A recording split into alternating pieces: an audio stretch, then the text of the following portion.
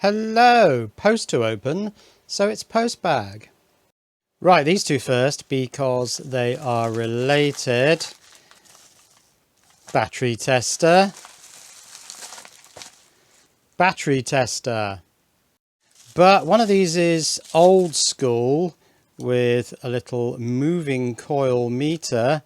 Oh, it's got some shrink wrap on it.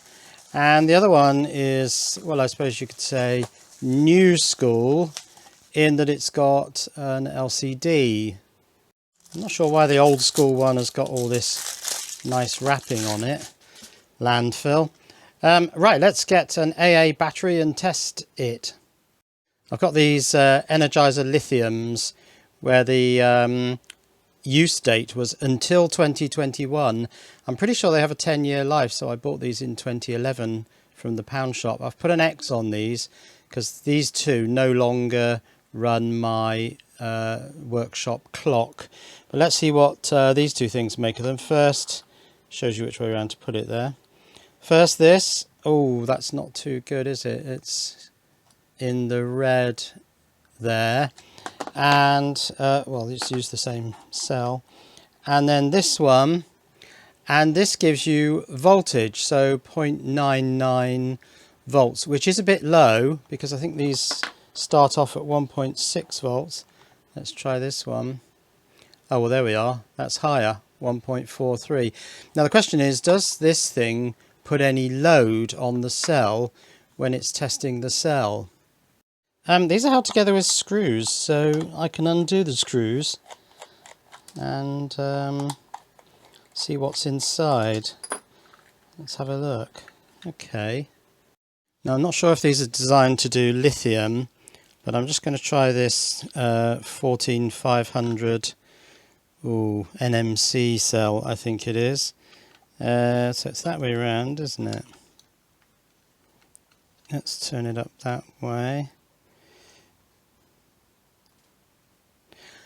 Yeah, it works, 3.74 volts, so it doesn't get the hump. I got a feeling these were spec'd for voltages up in that range, and actually that's my intention for this. What I wanted was, say I've got an 8-cell lithium battery, what I wanted was 8 independent voltmeters. Was that 2-digit? Let's just check that again. To 2 decimal places. Yes, it is. So what I wanted was a reasonably accurate voltmeter. Don't particularly want any loading on the cell because that's just going to use up cell energy for no reason. So we'd have to look at the circuit in here. There is a little 16-pin, I think it is. Yeah, 16-pin chip. There's an inductor here. What's that inductor doing there? Is there a switch mode stuff on here? I don't know. Or is that just I don't know, reducing noise or something. The LCD's under there, and I think I can see along this edge there's a zebra strip, so I think this board is part of the LCD. So if I take these two screws out, it's all going to come apart and not work. But I think we should go to Aliexpress to look at this now. So the analog meter on Aliexpress is this one, $2.50. This came from Zheng Yi Cheng Smart Home Electrical Store, and the LCD one, which is called a BT168D, the analog one is just a BT168 digital battery capacitor tester. This is from Jing Tool Store, $3.39. Was that one free shipping? Yes, free shipping, and I'll put links to these in the description. Now, does this say anywhere that it does lithium cells? There are quite a few cells shown in this image here. And if we scroll down, scope of application, testing multiple battery specifications. I'm sure I read in one of these that it could go up to the sort of voltages that lithium was. Anyway, it didn't seem to blow up, so I guess it's okay. And what I like about this is that it's self-powered, so it doesn't need a separate power source. It actually operates from the voltage that you put on it. So yeah, that could be, I could cut across there and across there, and then just mount 8 of these on a piece of wood, and use them as cell voltage indicators. Need to do some testing, see whether there is a load placed on the cell, check the accuracy and all that sort of stuff. Find out what that inductor's for. On to the next one. What is this? That knife really didn't penetrate the plastic at all, did it? Right, this is it. It's a lot smaller than I thought it was going to be. It's like the whole thing is in miniature. I've got a sort of impression from the Aliexpress listing how big this would be. And, well, it isn't. But it is very neat. This is a buck converter. And it's quite high power, I think. Quite a neat design in that you've got this heatsink with a fan at one end of it, blows through the heatsink, and the inductor is sitting at the end of that, so it cools the inductor as well. Here are the switching devices. I think it's a very primitive buck converter, so it's a MOSFET and a diode. Ooh, which way round is it? Yes, that's the diode because the two outer pins are connected together, so MOSFET and diode. A controller chip. Got a feeling it's quite a high input voltage. I can't remember. And just a single pot for controlling the output voltage. I think we need to go straight to AliExpress to look at the specs of this. So this is the item on AliExpress. High power DC-DC 25 amp. Oh, 25 amp. I think we'll derate that immediately. Let's say 15 amps. Adjustable step-down buck converter power supply module. So 12 to 75 on the input. That seems plausible. To 51921, well, any voltage really. You adjust it on the potentiometer there. Step-down module, so buck converter. What's it say here? 600 watts, 25 amps. Well, we'll derate the 600 watts to, I don't know, about 200 or 300, I think. I mean, I'd never run this at 600 watts. I presume that's if the output is at 50 volts. You might find the output goes higher than that. Oh, I keep changing the image, don't I? Yeah, so $8.06. That came from Electrical Equipment Tool 888 store. And was there any shipping? Yes, there was a bit of shipping. Yeah, so I just liked the novel design of this. Quite a lot of capacitors on there.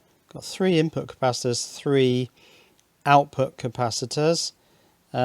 Controller chip in there somewhere. Possibly also a little buck converter here to provide a power supply to the controller chip. That's probably an op-amp. Should use a pointer for this really, shouldn't I? That's probably an op-amp.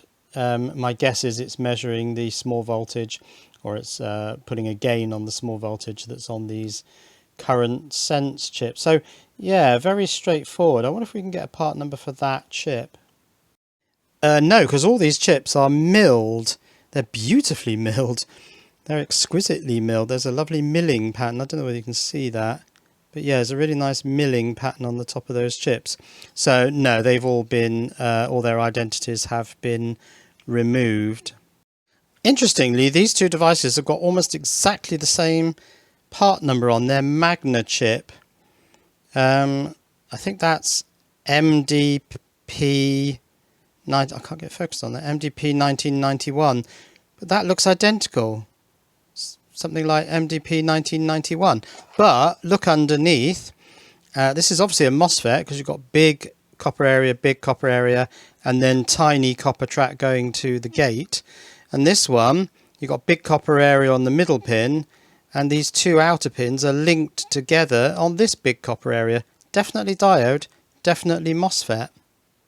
Anyway, more evaluation of this thing in a future video. And now this one. I should be careful with this blade, shouldn't I? It's very blunt, actually. Right, this is this. Ooh, well, there's some clues on this little box. 18650, 2.0 Type C. So this is... Oh yes, that's quite nice, isn't it? Let's get it out of the bag. This is an 18650 cell tester. Let's come down there. It's interesting. You have a power cell which drives the unit, and then you have a cell under test, and you've got big resistors here which just get hot and waste all the energy in your cell. But I think you can power it through USB Type C. I also think you can test something on a USB Type C. I can't remember what the listing said, but let's put a cell in here to power it up.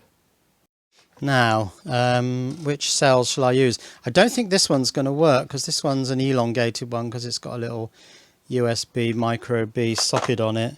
So I think I'll just use some of these blue ones, which I think came out of those Wix power tools. What I might do actually is get some rubbishy old ultrafire. There's an ultrafire. I'm not sure if that's protected. Don't know. As the one that I'm going to test, because it'll test quite quickly because they're rubbish. Right, let's have a little play. So, now positive is down the bottom. It says, yes, there's a positive. There are two positive symbols there on the PCB. So let's get these the right way around. Oh, that's a very tight fit. That's a very tight fit. Goodness, these sockets are a tight fit. Right, switch it on. Oh, lots of nice stuff on there. It's all in Chinese. I'll try and get it into English. Well, I don't know what I'm doing. This one switches between 3 fields here, because that goes blue, and then that goes blue. Then you can change that number from 3, 4, 5, 6, 7, 8, up to about 8. I don't know what that means. And this obviously starts and stops something because you've got a counter there. And then you press it again. Oh, that's actually putting some watts through the resistors. They're probably going to get warm now. And you can stop it like so. But I need to get it out of Chinese. So here's the item on Aliexpress. 18650 lithium, battery capacity tester, internal resistance meter. You can discharge and charge multiple times. Oh, I don't know how you charge, because it's not going to charge from the host battery, is it? That must come from the USB, I'm guessing, if indeed it does charge. Yeah, because it does run cycle. $3.84. $3.84? That can't be right. Shipping is $3.89. Is this $7 in total? That's extraordinary. That seems quite cheap. Right, now, bit further down, it's got a load of stuff here, but it doesn't tell you how to use it. It just tells you what it does. But there is this link, banba.com, gather, is it? And I went to that, and there's a Chinese page, but there's also an English page. And then there's this section, language switching, and I have managed to language switch. So let's have another look at the unit now. Right, the display goes a bit dim after a while, so I think you press it to brighten it up. So you've got status, stop, mode, charge, stop at 3 volts. So I guess if you're in mode discharge, okay. No, that just seems to increment. Maybe you have to cycle round. So let's stop at 3 volts. That's the number of loop times. And this is the mode, so we'll do discharge down to 3 volts, loop times, so is it this one? Yeah, loop times, I think you can do up to 8, 9, so we'll do 1, and then start, so it's pulling 3 watts, so it's pulling 1 amp. I've got a feeling this might be fixed at 1 amp, 3.64 volts, and that's falling. So yes, it must be heating these resistors up. Can't feel anything yet. But yeah, I believe you can loop this around and do multiple charge and discharge cycles, and then get capacity information, which would be here in milliamp hours and here in milliwatt hours.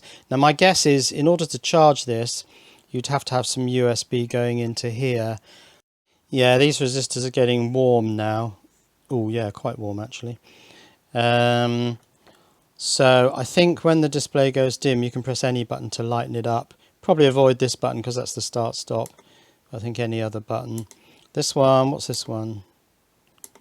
This changes the data on this field, but of course it doesn't when it's running. So this doesn't seem to do anything. So that would be the best one to re-brighten the display.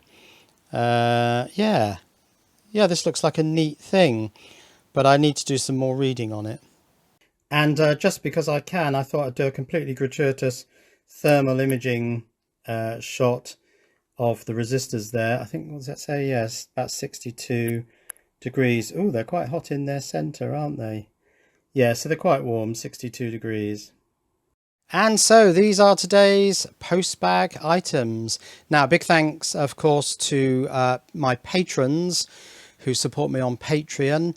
That's becoming increasingly important because the advertising rates from Google advertising are just falling through the floor and continue to do so. If you would like to become a patron, that button, subscribe, that button, more videos to watch up here.